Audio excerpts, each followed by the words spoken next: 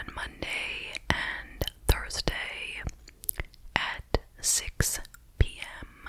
Eastern Time. Now let's get right into tonight's case.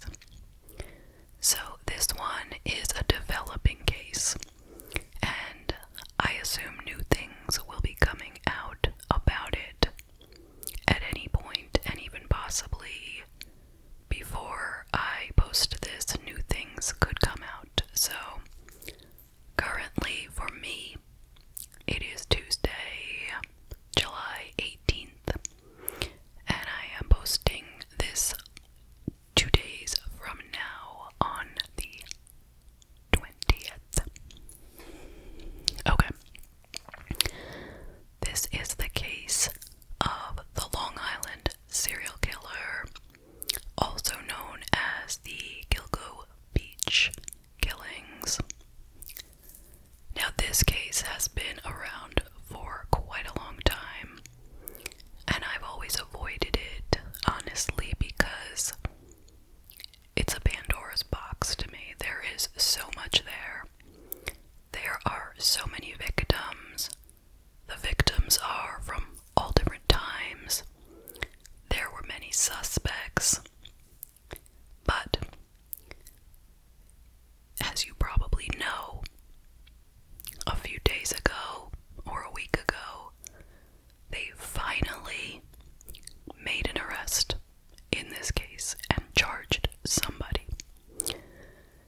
And that's why everyone is talking about it now. So I'm going to start out, well, I have to say, shout out to all my friends in New York, because that is where this case takes place. So let's start out with a brief history of the Long Island serial killings. These were a series of murders from between the years of 1996 and 2011, in which the remains of up to 18 different people were found in Gilgo Beach, which is on Long Island, on the South Shore in Suffolk County. The majority of the people who were found were female sex workers who had advertised on Craigslist, and the perpetrator has been called the Long Island serial killer. Now, the investigation into this was prompted by one woman who went missing. Her name was Shannon Gilbert, and it was May 2010 when she went missing. So she was 23. She was a Craigslist escort living in Jersey City, New Jersey, and she traveled with a male driver. Possibly that they mean a pimp, but I don't know.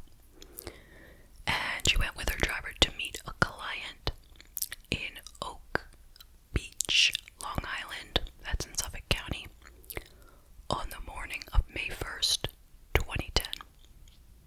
Now, I guess this male driver didn't really supervise her, okay? Because she was last seen banging on a residential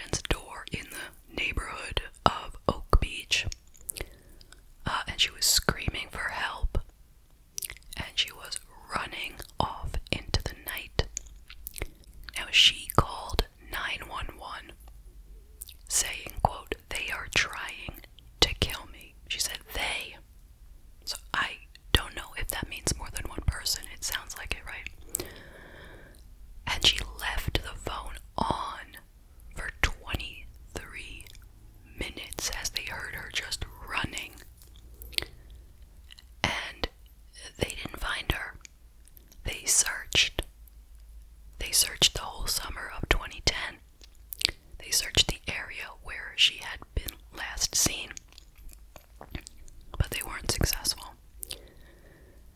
And then in December of 2010, so a few months later, they decided to start searching again, this time using cadaver dogs, or a cadaver dog, and they decided to stay closer to the shoulder of the parkway rather than closer to the beach, I guess.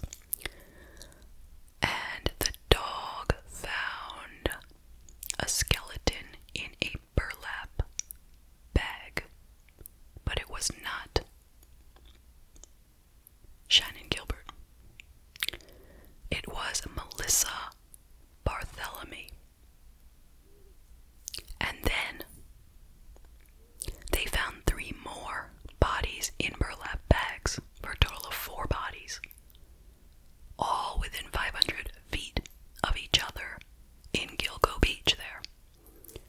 So who did they find? Well, 24-year-old Melissa Barthélemy. She was a sex worker who lived in the Bronx, and she dreamed of one day opening a beauty salon. She was last seen alive in her own basement in the Bronx on July 12th, 2009.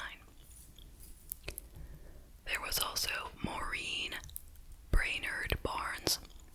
She was 25, also a sex worker, living in Connecticut. She went missing after taking an Amtrak from New London, Connecticut to Grand Central Station in Manhattan on July 6th, 2007.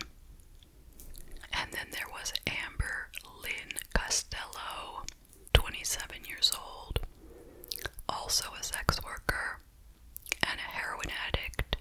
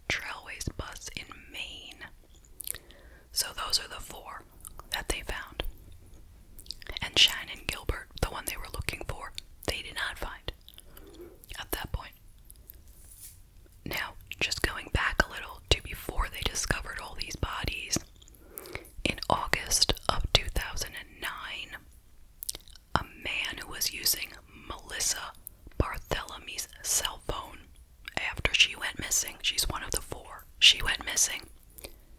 And then shortly after, a man using her cell phone called her 15-year-old sister and claimed that he killed Bartholomew.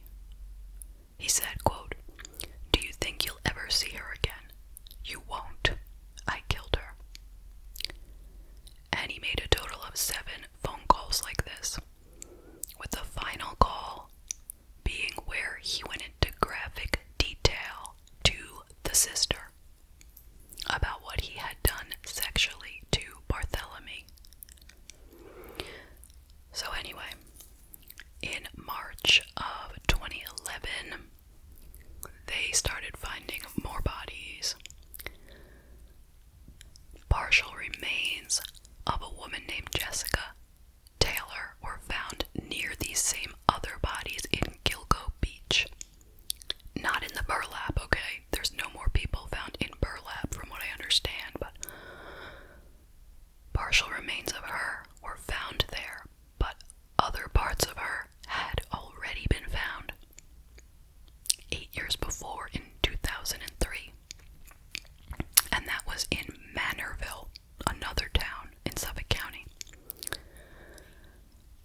And the next month, police discovered 3 more sets of remains in Gilgo Beach. One was an unidentified toddler. Then there was an unidentified Asian man. It's now believed that he was transgender. And there was also a woman named Valerie Mack. Partial remains of Valerie had also been found in Manorville in November of 2000. I know it is so confusing to follow along with all this, but it's really, really scary. Then 2 more bodies were found, not in Gilgo Beach, but in Nassau County. So there is Nassau and then there is Suffolk, okay, on Long Island. Nassau is west of Suffolk, closer to Manhattan. So 2 bodies now found in Nassau. One of them was an unidentified woman whose partial remains had previously been found on Fire Island in 1996. Okay, Fire Island is also in Suffolk County, but not near Gilgo Beach, okay? And an unidentified woman with a distinctive tattoo of peaches, who was later found to be the mother of the unidentified toddler found in Gilgo Beach. So just to clarify, why are we talking about these 2 bodies in Nassau County? Well, because I guess since they were found together, and one of them is tied to the baby in Gilgo Beach, that it is believed that there's a connection between these 2 Nassau County bodies and the whole Gilgo Beach area, if you follow me. So these 2 are together, and then the baby that is related to one of them is in Gilgo. Okay. But police speculated that Valerie Mack and Jessica Taylor may have been murdered by a second killer. So who are Valerie Mack and Jessica Taylor? Those were the 2 who some of their bodies were found in Manorville and some of their bodies found in Gilgo Beach. This is why I said it was like a Pandora's box of information, you know. Alright, so on December 13th of 2011, the police finally found Shannon Gilbert, the woman whose investigation is what led them to find the Gilgo Beach 4. Okay, so they found Shannon in a marsh 3 miles away from the other body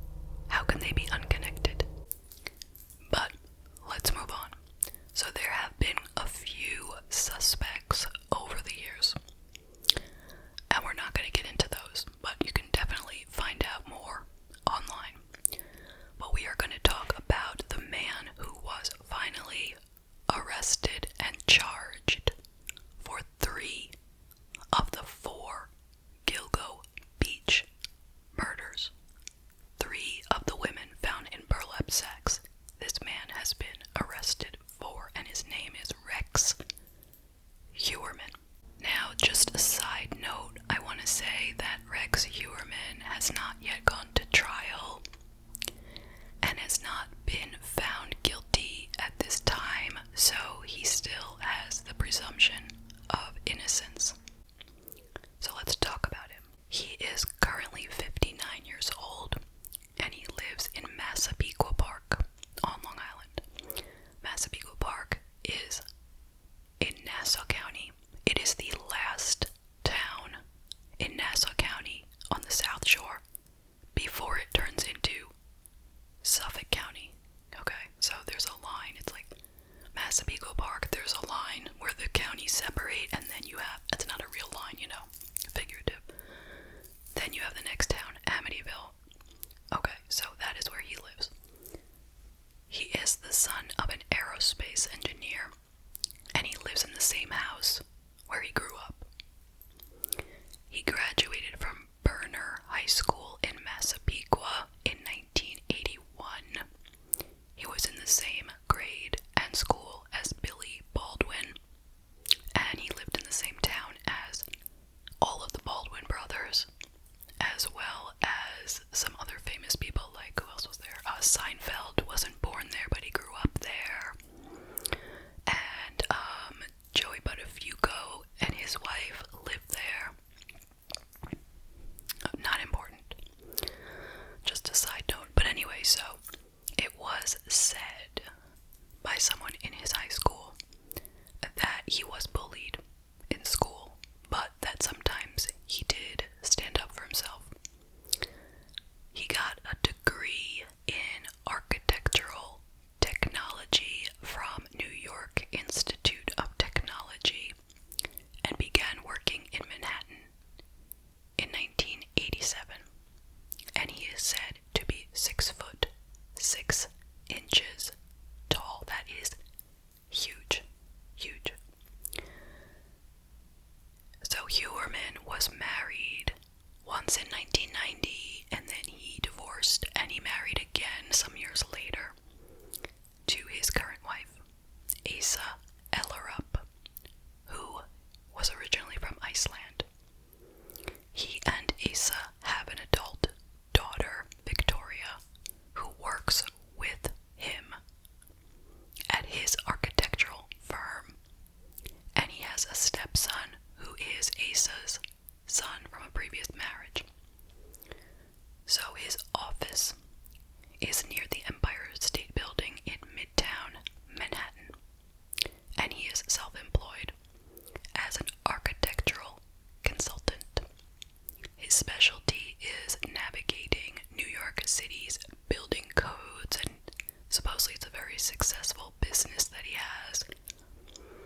He's been said to be very meticulous and detail-oriented. According to the website of his company, which is called RH Consultants and Associates, his customers included American Airlines, Catholic Charities, and the City Department of Environmental Protection. Now, although he is an architect, which would make you believe that he would have a nice home, right? At least that's what I would think. His house is dilapidated, and it stands out among the other nicely kept houses on his street and in his area. Like, his house is falling apart, like a complete eyesore to the community. Now, here are some of the things that people have said about him.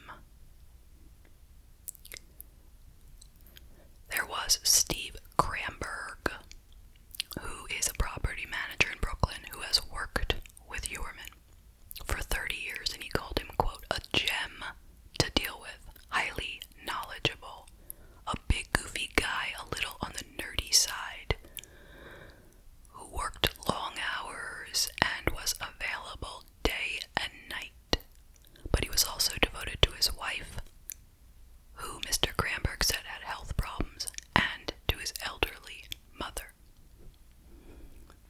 That's about the only person who said anything nice. Okay, then we have a neighbor named Mr. Virchaw. He said there was a time when he said hello to Heuermann while Heuermann was outside chopping wood, and Heuermann looked up at him, didn't say anything, and just glared at him in between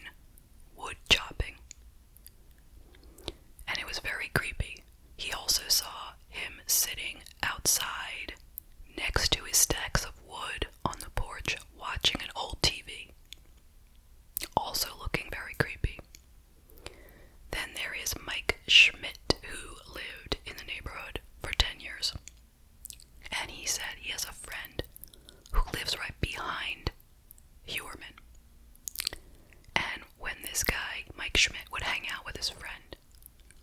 They would hang out in the backyard, and they would look over at Heuermann's house.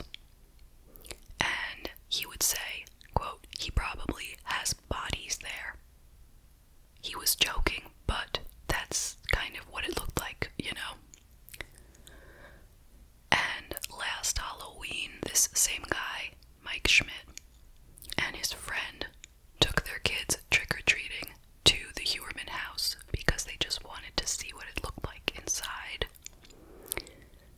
And Heuermann came to the door himself, and he handed each kid a small plastic pumpkin overflowing with candy. Now that seems kind of nice, right? Like maybe his wife made those up. I don't know, I'm just throwing that out there. But when Mike Schmidt's wife heard about this and heard where the candy came from, she made the kids throw it out. Nobody trusted this guy in the neighborhood. And then there was Kelly Parisi, a former president of the co-op board at a building in Brooklyn Heights, who had hired Heuermann. And she said that he was, quote, "adversarial with everyone and so overly fastidious that he was fired." And then Paul Teitelman, another former president of the building's board, said that he is a, quote, "a really kind of cold and distant person, kind of creepy. There was a swagger, like, I'm the expert, you're lucky to have me," end quote. And then there is a story from the clerk at the Massapequa Park Whole Foods supermarket, which I have actually been to. I hope I didn't see him there, but who knows. Anyway, Heuermann came in all sweaty, and he was wearing a dingy shirt and shorts, and he started taking clementines out of a bowl, and he was, and they said, quote, "he took 3 and put them in his pocket. Then he took more," end quote. And the clerk said to him, "Sir, those are for the kids." And he yelled back at her, and it got so out of hand that the manager had to throw him out of the store. So anyway, he was arrested in Midtown Manhattan outside of his job on July 13th, 2023 in the evening. That was a Thursday. And then the next morning, he was charged with 3 counts of first-degree murder, and he was held without bail. His lawyer spoke outside of the courthouse in Suffolk County and said that Heuermann had cried and he had denied committing the murders. It just started raining, so that's what you're hearing. Okay, so where was I? So he is suspected in the murders of the Gilgo Beach 4, but he is being charged with 3 of the murders only. Melissa Bartholomew, Amber Costello, and Megan Waterman. He is expected to be charged with the 4th murder of Maureen Brainerd Barnes in the future.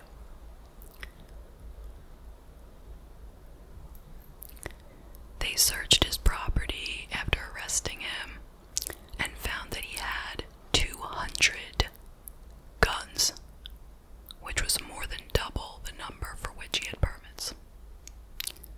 So let's talk about how the investigation unfolded. In February of 2022, many years after the original bodies were found, Suffolk County Police Commissioner Rodney Harrison formed a new task force to investigate the Gilgo Beach killings. And then in March, they figured out that Heuermann had owned the same model pickup truck, a Chevy Avalanche, that a witness had said that Ms. Costello's killer had driven. And he also matched the physical description given by the witness, saying that he looked like an ogre between 6'4" and 6'6".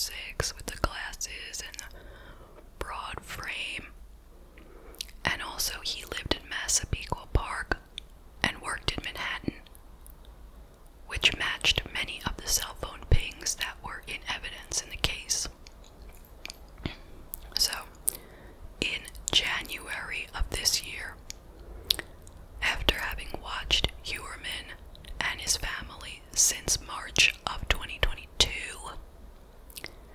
the detectives seized a pizza box from him that he had thrown in the trash. I mean, he didn't see it happen, but he threw out a pizza box in Manhattan. They had been watching him, following him secretly. They got the pizza box, they tested the pizza crust, and it was a 99.6% match to a male hair found at the bottom of the burlap sack of one of the victims. So, the Suffolk County DA, Ray Tierney, said that his team meant to follow Heuermann for a longer period of time and try to get more evidence, but they feared that he was about to flee the country and that he continued to patronize sex workers, which made them very nervous for the safety of these women. He said, quote, "We had the FBI surveilling the defendant, this individual that continued to patronize sex workers at all hours of the night, continued to use fictitious identities, burner phones. As we worked through the case and got closer and closer, suddenly the balance tips in favor of public safety. We wanted to continue it, but we felt it was time to take him off the street." End quote.